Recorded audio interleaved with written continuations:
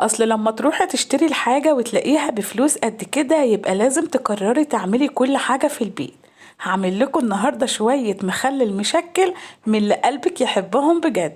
لا وكمان ممكن تفتحي عليه في 24 ساعة بس. تشوفوا بقى طريقة وصفتك مع أسماء في المخلل المشكل بجد. أول حاجة بحضر كمية الليمون وبقطعه طرنشات وقطع بالشكل ده. هرفعه في 2 لتر من المية على النار واسيبه يغلي لمدة 10 دقايق بس. بعد كده بقى باخده تحت مية جارية واغسله كويس قوي واصفيه.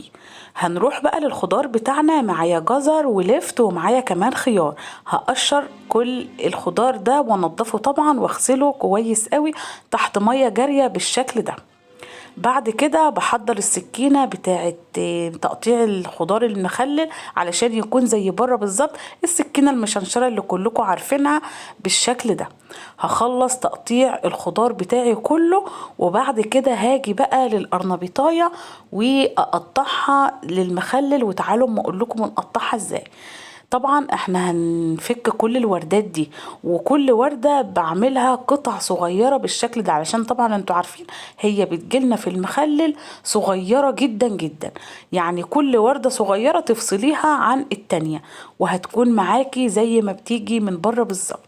برضو بغسله كويس قوي تحت مية جارية وبصفيه. تعالوا بقى نعمل كل الخضار كده على بعض. معايا القرنبيط والجزر والخيار واللفت كمان. ومعايا بقى شوية فلفل كده حار على شوية فلفل اخضر والليمون اللي احنا سلقناه وغسلناه وصفيناه. وهنقلب كل الكلام الجميل ده مع بعض. بعد كده بقى بتحضري البرطمانات او علب التلاجة اللي انتي هتحطي فيها. ممكن تحطي في اي حاجة بس اهم حاجة تكون محكمة الغلق. معاكي عندك جردل كبير بالشكل ده. عندك برطمانات ازاز برطمانات المخلل براحتك خالص. بعد كده بقى هتمليهم بالخضار المشكل بتاعنا. وتعالوا بقى هنا لما هعمل لكم محلول مائي هو ده فعلا اللي هيخليكي تاكلي المخلل بعد 24 ساعة بالظبط. بعد لما ملينا البرطمانات بتاعتنا كده هنحضر بقى البولة بتاعتنا اللي هننزل فيها بالمحلول المائي. لكل لتر مية 3 معالق كبار هرميين من الملح. لكل لتر مية 3 معالق كبار هرميين من الملح. ومعلقة كبيرة من السكر ونص كوباية من الخل ومعلقة كبيرة من هريسة الشطة. نركز في المحلول والمقادير اللي انا قلتها علشان فعلا هو ده المخلل اللي انتي هتاكليه زي بره واحسن بكتير. بعد كده هتنزلي عليهم بالمية المغلية. وطبعا البرطمان اللي انتي هتعمليه هتكوني عارفة انتي محتاجة كام لتر بالظبط.